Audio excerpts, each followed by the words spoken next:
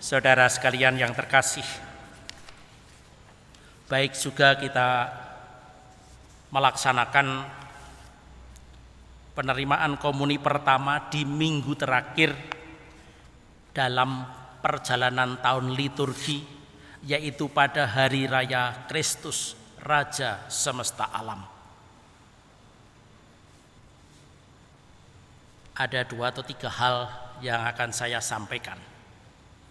Yang pertama, tertuju kepada orang tua.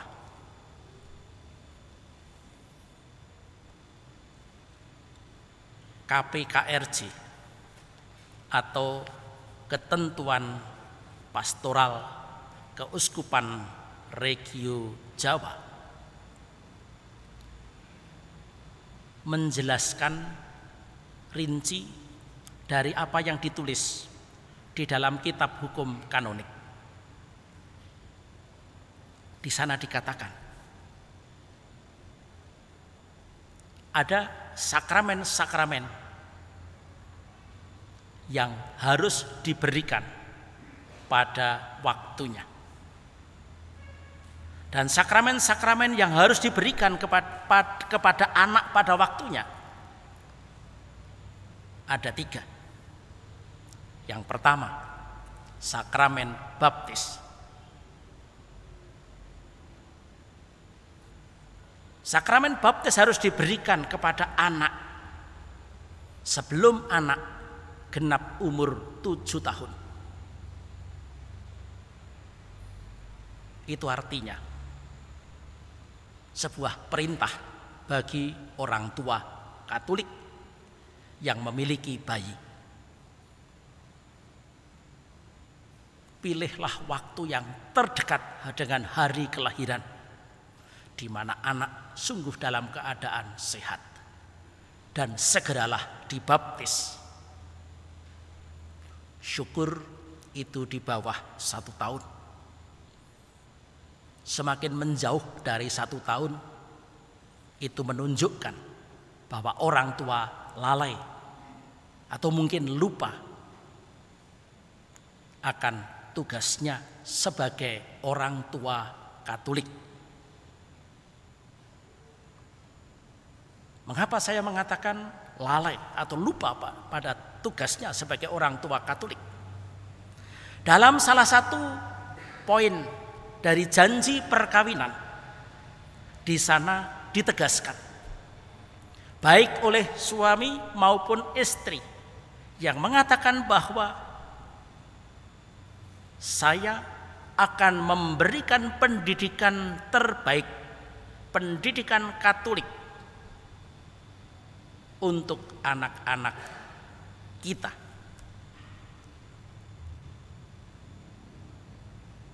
Pendidikan iman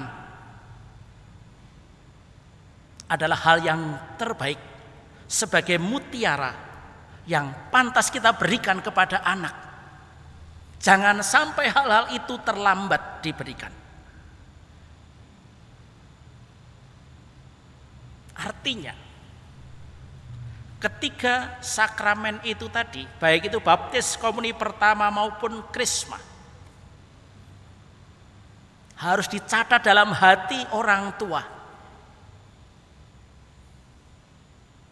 Jangan sampai waktunya lewat.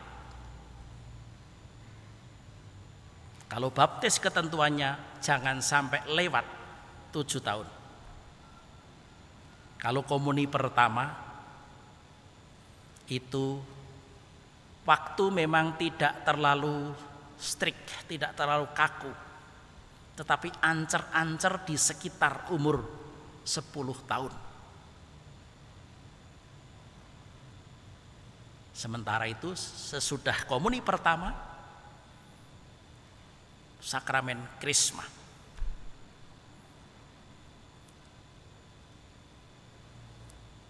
Sakramen krisma itu adalah tugas Bapak Uskup untuk memberikannya. Itu bukan wewenang pastor paroki, tetapi itu adalah tugas spesifik dari Bapak Uskup untuk menyapa kita semua. Dan kalau itu dihitung umur, yaitu tidak jauh dari umur 10 tahun tadi.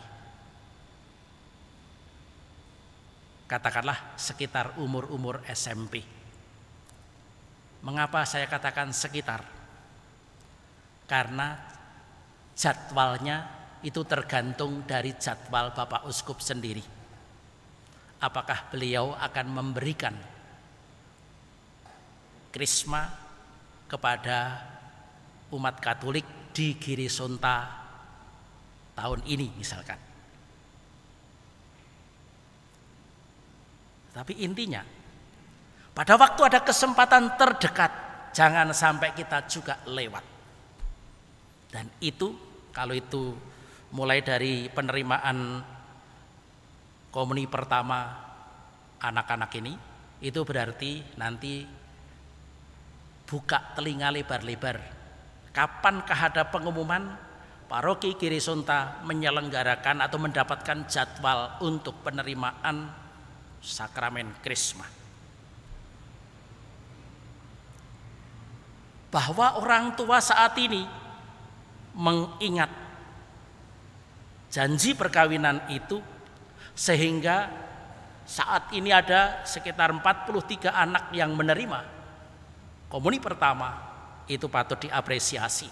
Saya hargai atas ingatan Anda dan tanggung jawab Anda sebagai orang tua memberikan sakramen komuni pertama pada anak pada waktunya.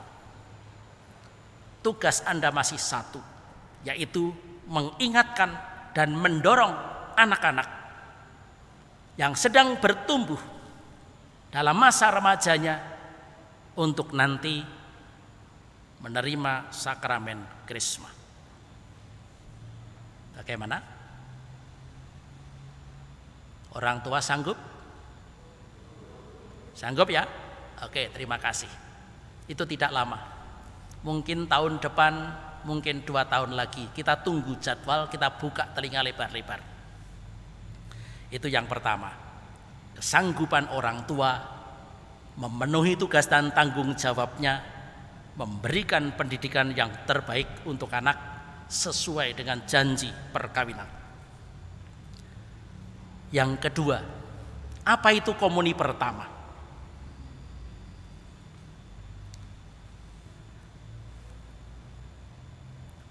Komuni itu adalah istilah teknis. Maksudnya adalah komunio kita, persatuan kita. Di satu sisi, kita sebagai umat beriman, kita bersatu dengan Yesus Kristus penyelamat kita. Dan yang kedua, sebagai anggota gereja, kita bersatu dengan seluruh jemaat yang percaya akan Yesus Kristus. Maka hosti yang kita terima dalam perayaan Ekaristi itu bukan roti yang biasa. Itu adalah tubuh dan darah Kristus. Pelajaran yang diberikan menjelang penerimaan komuni pertama, dan itu juga termasuk tugas orang tua menjelaskan apa itu komuni atau apa itu Ekaristi kepada anak. Tujuannya adalah supaya anak-anak tahu, dari segi pengetahuan, tahu membedakan. Ini roti biasa, ini adalah hosti kudus, tubuh Kristus.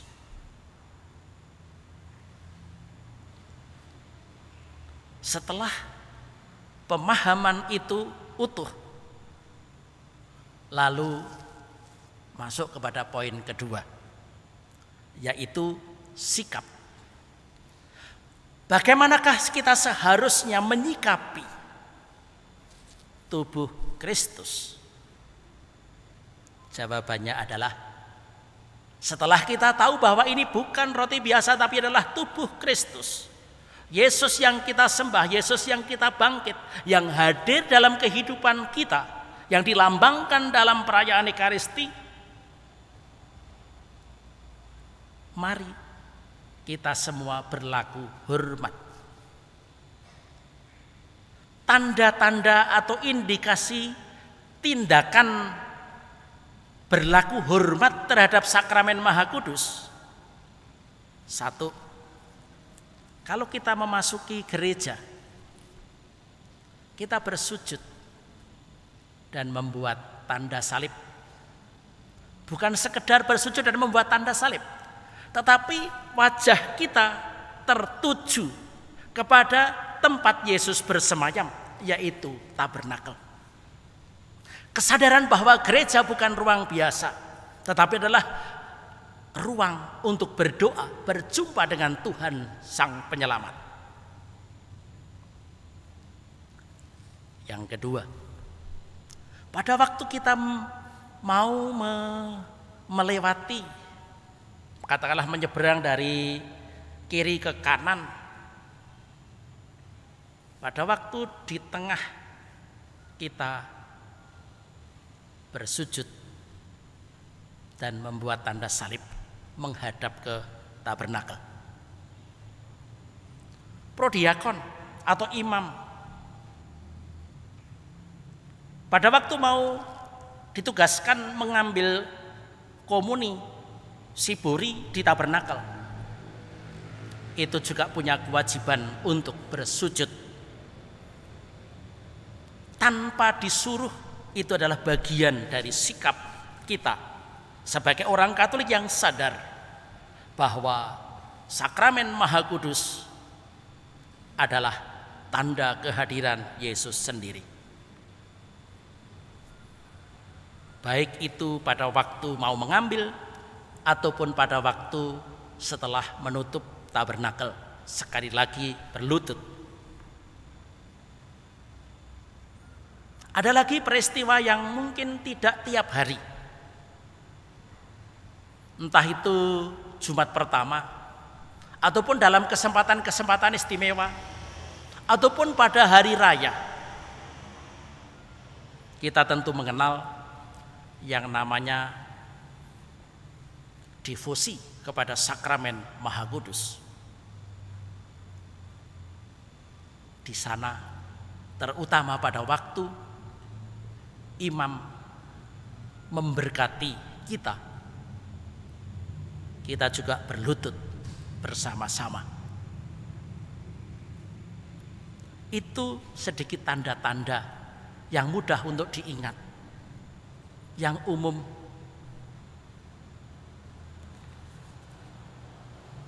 Yang ketiga,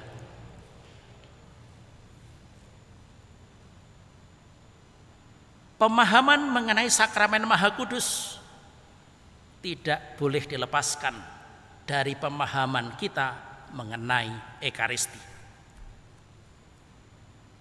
Oleh gereja kita diajari bahwa sakramen Ekaristi adalah pusat hidup umat Katolik. Itu adalah sumber kehidupan kita. Kita menjadi orang Katolik ikut perayaan Ekaristi tanpa menerima komuni, rasa-rasanya rada kepiye agak ampang begitu. Itulah sebabnya mengapa lagu-lagu yang diciptakan untuk menunjukkan kerinduan kita akan sakramen Ekaristi sungguh menyentuh hati kita.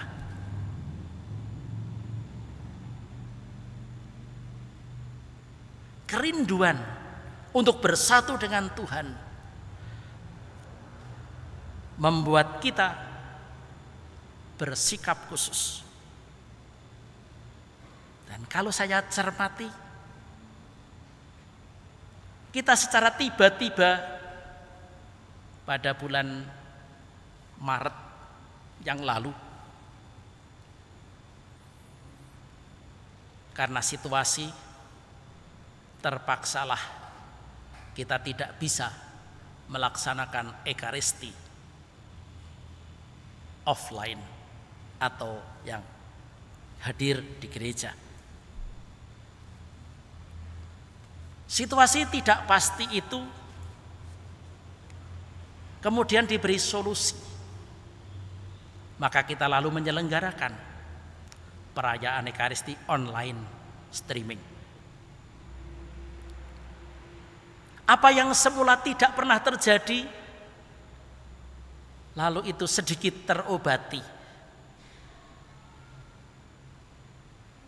Dan tidak sedikit cerita di antara kita, entah anak-anak, entah orang tua, yang sungguh-sungguh menyatakan perasaannya, kerinduannya, ingin dan bertanya-tanya, kapankah kita bisa merayakan Ekaristi lagi? Kapankah kita bisa menerima komuni lagi?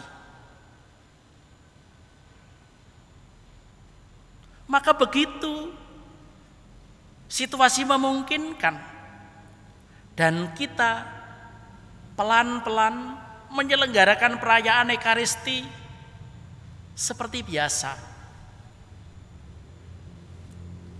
Tidak jarang, tidak sedikit orang yang meneteskan air mata keharuan, air mata kerinduan. Itu tanda yang paling nyata kita alami bersama. Bagaimana Ekaristi sungguh kita rasakan menjadi sumber hidup umat Katolik.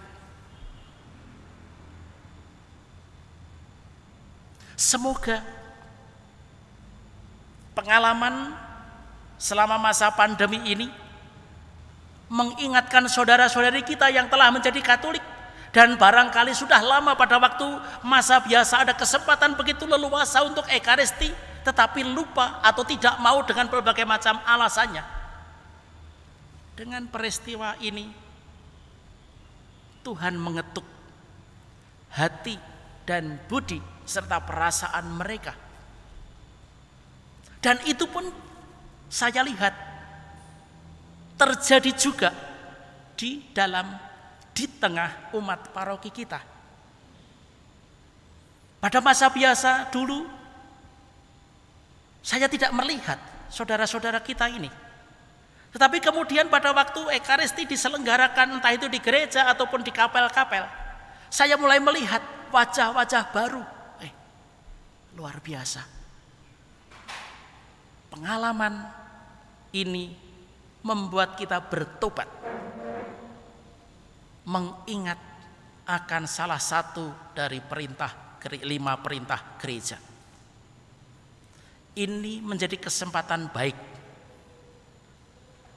bagi saudara-saudara kita ini untuk mengingat kembali akan makna sakramen Ekaristi. Yang keempat, kita juga bersyukur bahwa di tengah masa pandemi ini Paus kita, Paus Fransiskus, mengangkat orang kudus baru, anak muda, sama seperti kita semua, sama seperti anak-anak.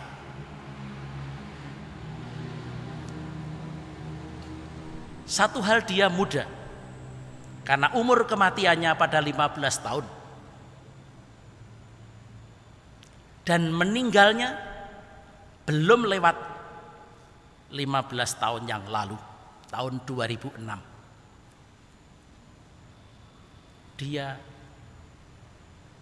oleh orang tuanya diberi nama Carlo Acutis. Beato Carlo Acutis adalah anak yang istimewa, anak muda zaman kini,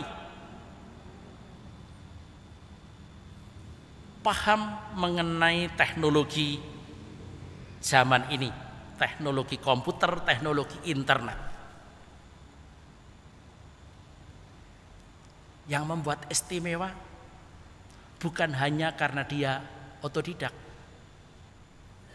tetapi dia pribadi memiliki devosi yang luar biasa kepada apa? Kepada Ekaristi, terutama mukjizat Ekaristi.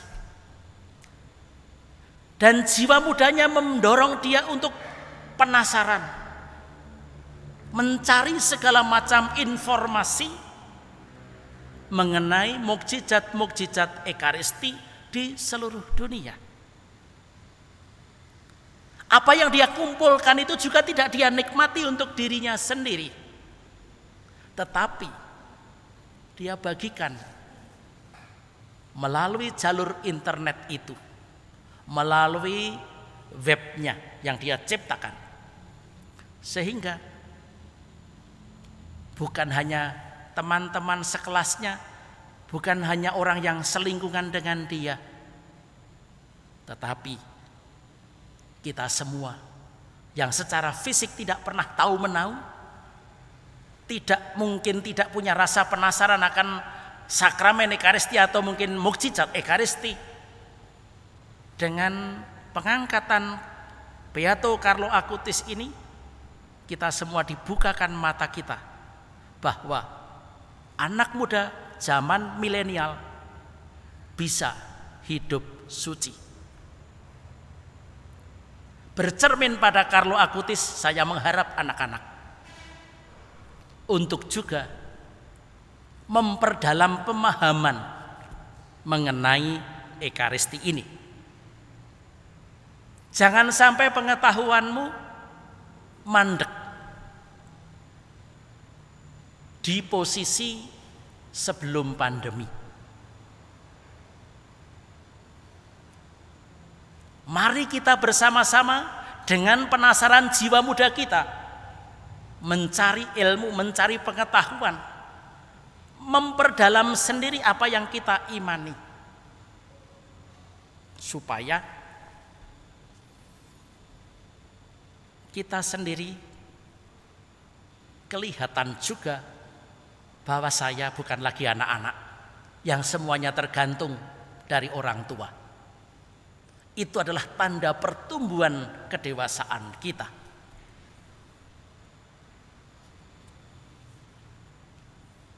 Yang kelima,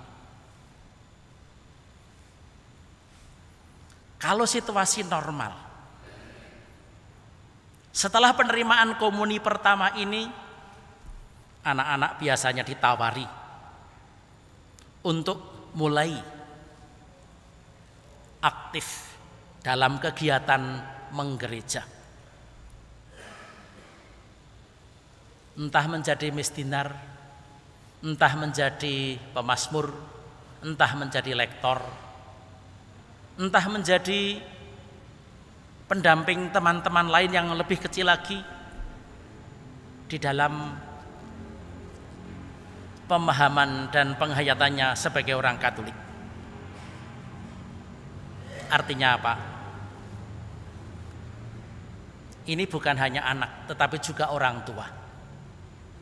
Untuk orang tua saya ingatkan, jangan kurung anak Anda di rumah, lalu menjadi kuper, kurang pergaulan, menjadi seperti katak dalam tempurung. Kita sebagai orang tua juga perlu mendorong anak kita untuk mulai aktif berorganisasi. Karena pertumbuhan hidup kita tidak hanya tergantung pada bangku sekolah. Betapapun pintarnya kita di sekolah, tetapi itu hanya salah satu poin dari yang namanya kesuksesan hidup.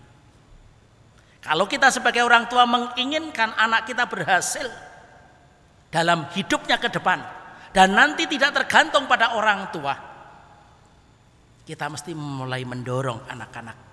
Ayo nak, aktif di gereja.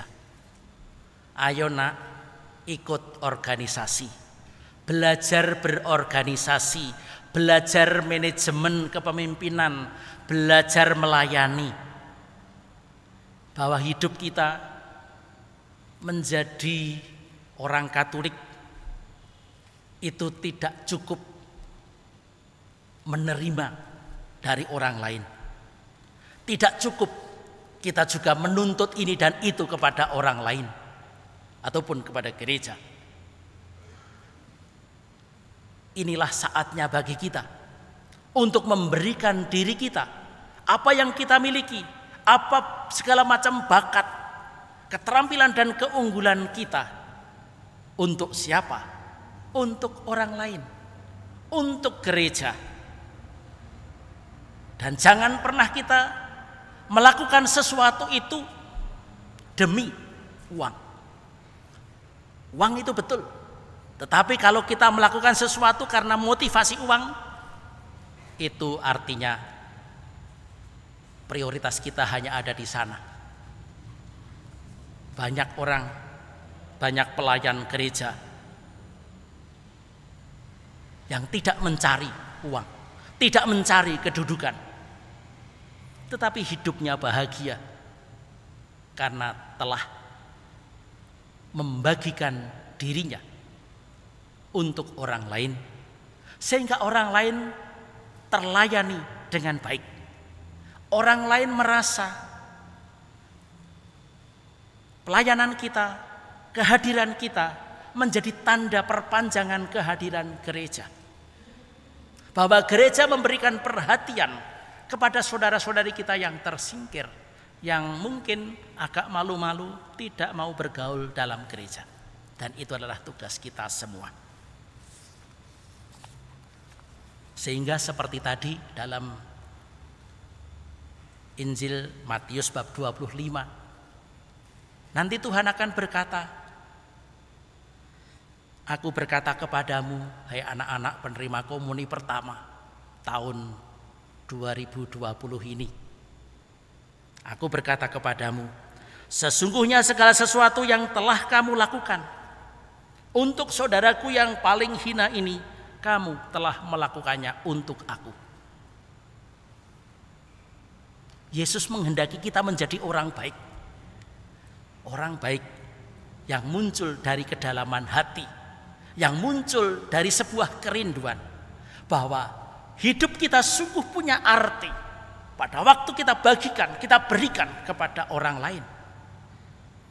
Seperti digambarkan dalam banyak simbol. Salah satu simbol adalah burung pelikan.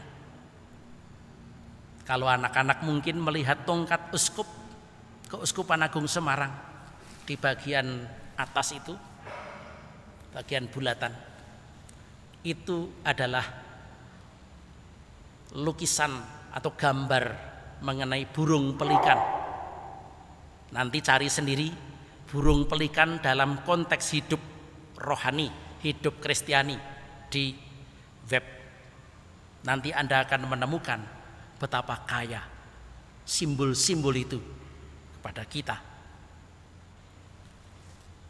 Burung pelikan itu mencucukkan paruhnya di temboloknya. Untuk apa? Untuk memberi makan anak-anaknya. Itu salah satunya.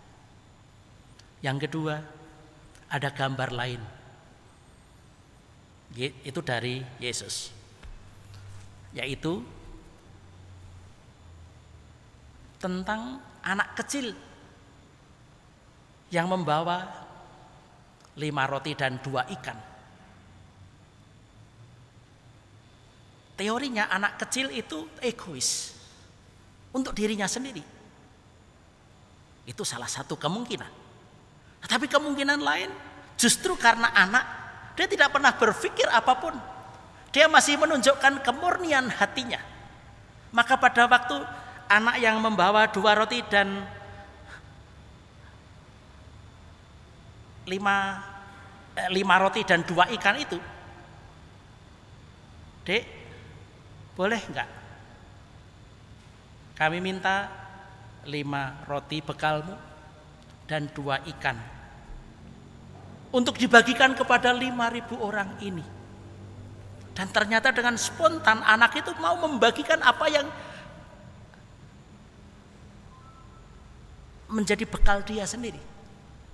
Dan ternyata itu menjadi sebuah simbol juga bahwa hidup kita akan lebih bermakna pada waktu kita bagikan untuk orang lain.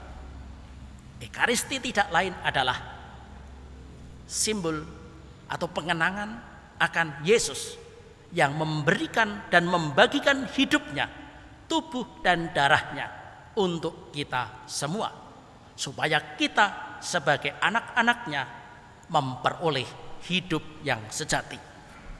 Saya kira itu saja catatan saya. Mari kita berdiri meneguhkan iman kita dengan syahadat para rasul.